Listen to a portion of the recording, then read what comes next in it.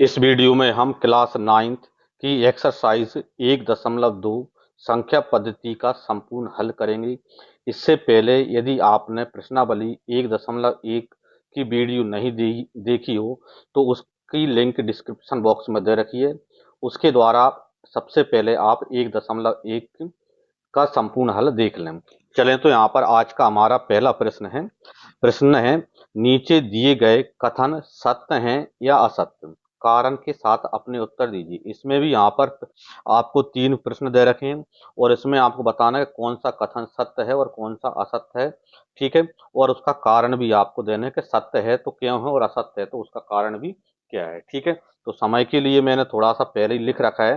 देखो, पहला कथन हमारा है प्रत्येक अपरिमेय संख्या एक वास्तविक संख्या होती है। ठीक है, इसने बोला है कि प्रत्येक अपरिमेय संख्या वास्तविक संख्या होती है।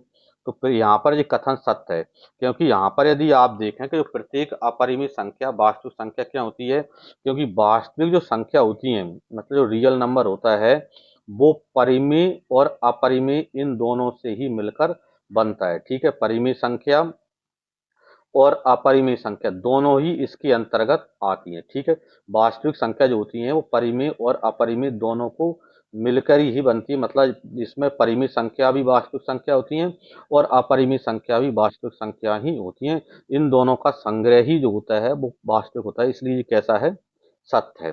ठीक है, फिर अगले यहाँ पर कहता कथन पर चलते हैं हम। यहाँ पर अगला कथन हमारा है संख्या रेखा का प्रत्येक बिंदु रूट एम के रूप का होता है जहां एम एक प्राकृतिक संख्या है।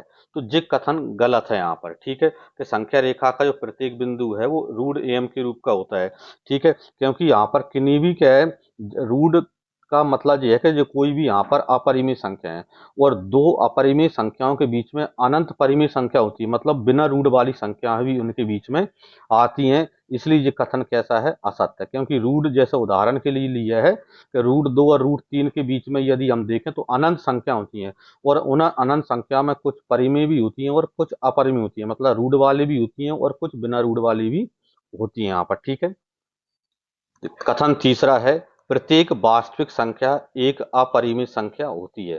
तो प्रत्येक वास्तविक संख्या अपरिमेय संख्या नहीं होती, क्योंकि वास्तविक संख्या में परिमेय भी आ जाती हैं और अपरिमेय आ जाती हैं। तो सभी वास्तविक संख्या अपरिमेय तो नहीं होती हैं, उन वास्तविक में से कुछ परिमेय भी होती हैं और कुछ अपरिमेय होती हैं। तो प्रत्येक वास्तविक में सभी अपरिमेय होती हैं, ये कहना गलत है, मतलब ये असत्य है। इसका कारण भी देख लें कि असत्य, क्योंकि वास्तविक संख्याओं में परिमेय संख्याएं भी आती हैं। ठीक है, परिमेय आती हैं और अपरिमेय भी आती हैं। तो क्या केवल अपरिमेय होती है, ये कहना गलत है, इसमें परिमेय संख्याएं भी होती हैं।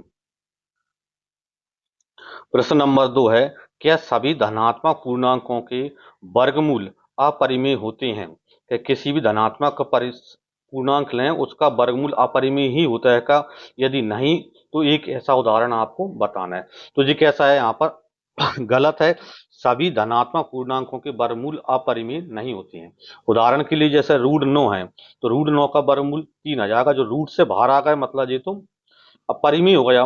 और उदाहरण जैसे कि रूट 3 होता है तो रूट 3 का वर्गमूल रूट 3 होता है तो उसका कुछ के जो वर्गमूल होते हैं वो अपरिमेय होते हैं और कुछ के वर्गमूल के परिमेय होते हैं। तो सभी का होना ये जरूरी नहीं है, ये उसका एक उदाहरण है उसमें। ठीक है, प्रश्न नंबर 3 है दिखाइए कि संख्या रेखा पर रूट 5 को किस प्रकार निरूपित किया जा सकता है। ठीक है, तो संख्या रेखा पर यहाँ पर रूट 5 को आपको निरूपित करना है और रूट 5 को निरूपित करने के लिए आपको क्या पाइथागोरस प्रमेय का यूज करना पड़ेगा। ठीक है, पाइथागोरस प्रमेय क्या होती है, समकोण त्रिभुज जो होता है तो समकोण त्रिभुज में पाइथागोरस प्रमेय लगती है। इसका क्या होता है, नीचे वाली जो साइड भुजा होती है वो आधार कहलाती है, ये वाली भुजा क्या लंब होती है और ये वाली भुजा क्या कहलाती है, कर्ण कहलाती है। और इसमें जो फॉर्मूला होता है इसमें होता है कर्ण का वर्ग बराबर में लंब का वर्ग और प्लस में आधार का वर्ग। ठीक है, ये हमारे पास क्या फॉर्मूला यहाँ पर लगता है।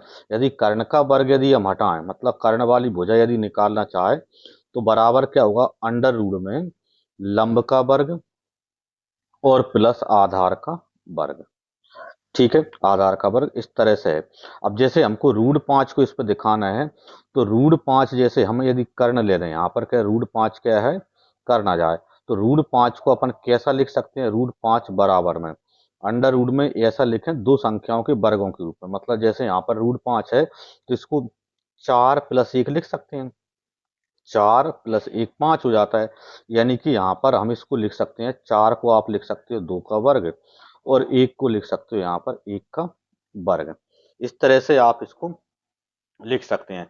यानी इसका मतलब ये है कि जैसे आधार इसका क्या है, जैसे यदि आप 2 मान लें, ठीक है, तो लंब इसका कितना हो जाएगा, 1 हो जाएगा, या आधार यदि 1 लोगे तो लंब इसका 2 हो जाएगा। तो वो आपस में आप बदल सकते हैं, उसमें कोई दिक्कत नहीं है। ठीक है, तो जैसे यहाँ पर आधार और लंब, आधार का वर्ग प्लस में लंब का वर्ग, मतलब यहाँ पर क्या है, अब जो संख्या रेखा है, इस संख्या रेखा पर हमको इसको दिखाना है। तो संख्या रेखा पर क्या है, इधर हम क्या बनाएंगे, आधार बनाएंगे, और इधर क्या बनाएंगे, लंब बनाएंगे, और इस प्रकार कर्ण अपन को यहाँ पर रूट 5 आ जाएगा। कैसे बनाएंगे यहाँ पर, तो इसके लिए आप सीधा सा सबसे पहले क्या किया करें, जो यहाँ पर जीरो, यहाँ पर संख्या रेखा बना लें। संख्या रेखा पर जीरो है तो जीरो पर 90 डिग्री का कोण यहाँ पर बना लें। ठीक है, मतलब इस पर एक लंब खींच दें। ठीक है, 90 डिग्री यानी कि लंब बनता है यहाँ पर। तो यहाँ पर क्या है, एक लंब यहाँ पर हम बना देंगे और इसको इस तरह से यहाँ पर हम मिला देते हैं। ठीक है, ये यहाँ पर हमने इसको मिला दिया। ठीक है, ये लंब बन गया यहाँ पर। अब ये क्या है, आधार, तो आधार अपना कहाँ तक जाएगा, 2 तक, यहाँ तक अपन यहाँ पर आधार लेंगे, और लंब अपन को यहाँ पर ये कितना लेना है, 1 लेना है। तो 1 के यहाँ से क्या, एक कहाँ से कहाँ तक है, 0 से 1 तक, इतनी जो ऊंचाई है वो ऊपर तक काटना है। तो इसको आप इस तरह से नाप लिया। ठीक है, और इस तरह से यहाँ पर आप कट लगा दो। ठीक है, ये यहाँ पर एक कट लगा दिया, ये कट लग गया यहाँ पर। ठीक है, इस कट को अब आप क्या है, ये यहाँ पर कितनी हो गई, यहाँ पर 1 हो गई ये। ठीक है, ये लंब 1 बन गया, और यहाँ पर ये आधार कितना लेंगे हम, 2। ठीक है, एक भुजा यहाँ पर 1 और दूसरी भुजा 2, जो अपने अपने आप कर्ण यहाँ पर बन जाएगा 5, क्योंकि ये लंब का वर्ग, आधार का वर्ग और कर्ण का वर्ग। तो यहाँ से हम इन दोनों को इस तरह से मिला दें, तो ये आपका बन गया कर्ण। कर्ण बन गया, मतलब इसकी जो लंबाई आएगी, ठीक है, इसकी जो लंबाई आएगी, जैसे यहाँ पर क्या जी ओ है, यहाँ पर जैसे ओ है, यहाँ पर जैसे ए है, और ये क्या है, बी है, तो जो ए बी की जो लंबाई है वो आपको कितनी मिलेगी, रूट 5 आपको मिलेगी। ठीक है, लेकिन इस रूट 5 को आपको संख्या रेखा पर दर्शाना है, और संख्या रेखा पर दर्शाना है तो संख्या रेखा पर तो नहीं है जी। तो हम क्या करें कि इस रूट 5 की जो, मतलब ए बी की जो लंबाई है, इसको नाप लें। किसी भी तरीके से आप नाप सकते हैं, जैसे मैंने यहाँ पर प्रकार से इसको नाप लिया। ठीक है, इतना है जी। और इसको लेकर मैं क्या करूँ, यहाँ पर 0 से इस पर एक क्या है, चाप यहाँ पर लगा देता हूँ, कट इस पर लगा देता हूँ, ये कट लगा दिया, तो यहाँ तक ये आ जाएगा रूट 5। ठीक है, यानी इसका मतलब ये है कि रूट 5 जो है वो यहाँ पर जाकर रूट 5 बनेगा।